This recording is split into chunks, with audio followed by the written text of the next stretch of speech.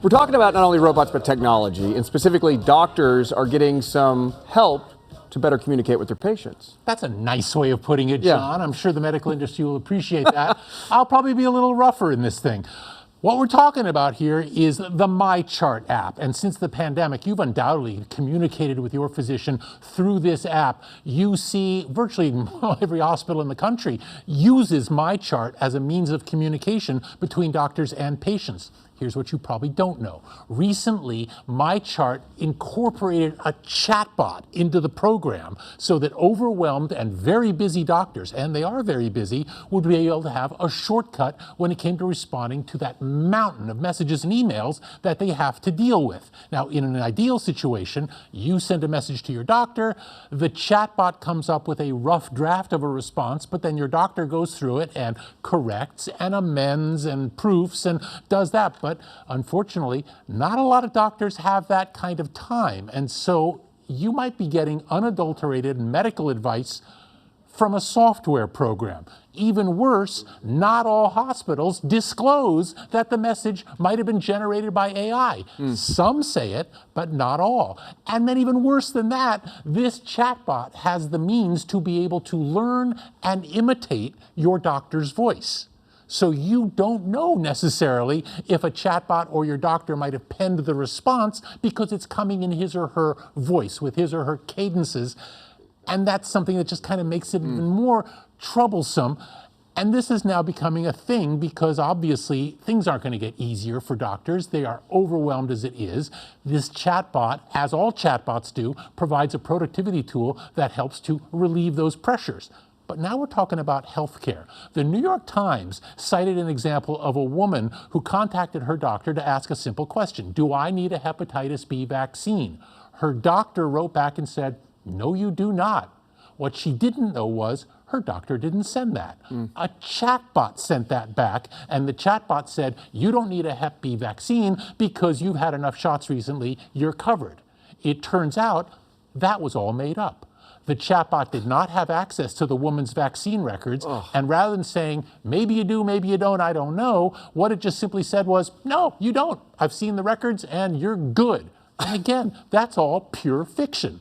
And we're talking about healthcare now. So these are the kind of things that, maybe not in that case, but in other cases, can represent life or death decisions. And this is obviously very, very troubling.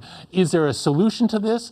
I'm not sure, but I think at the very least, we need a law, and we need it quickly, saying if AI is being used in healthcare scenarios, it has to be disclosed. Moreover, doctors need to be required, at the very least, to proofread any message going out in his or her name, because otherwise, who's ultimately responsible? Where does the malpractice lie? Does it lie with the algorithm? Does it lie with the hospital that's incorporating this? Does it lie with the doctor who may or may not have seen the message? All of this, at the moment, is terra incognita, and this is putting patients at risk.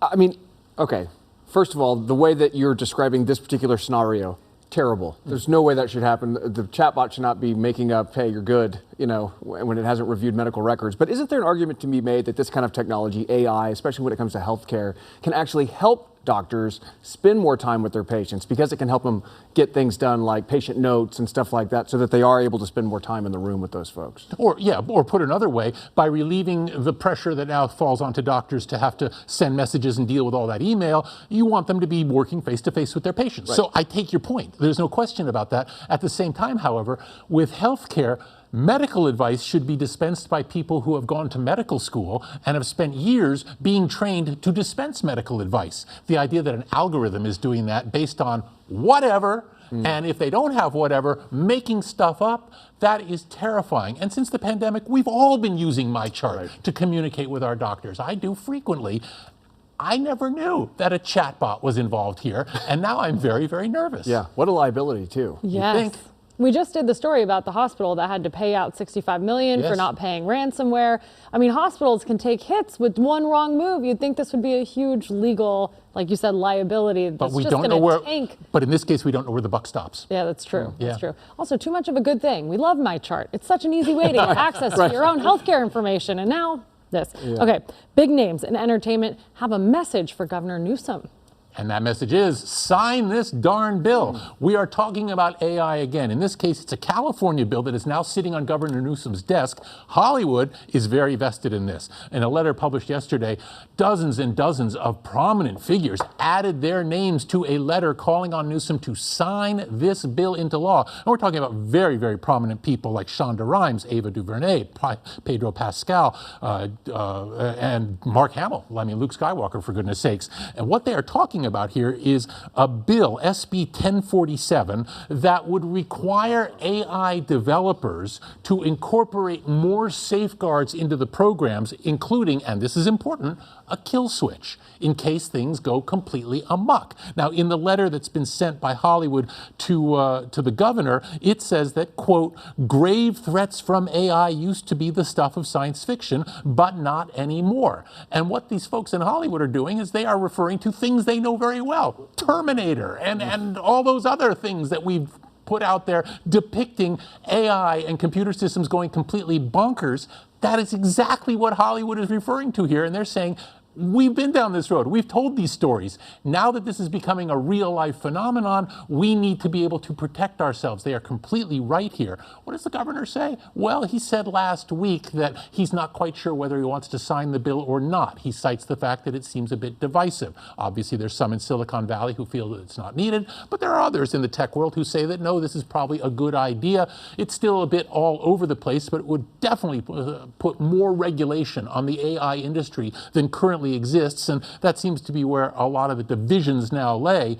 But the simple fact is, AI, well, Terminator is a good example, and before AI goes completely Skynet on us, it's probably a good idea to build a kill switch into it. Think of it like this. This is the tech version of requiring car makers to include seatbelts in vehicles. You might not need it every time you go for a drive, but you'll be glad it's there if you need it. Well, this kill switch and the other safeguards is pretty much the same thing. We might never need it, but if we do, you'll be glad it's there.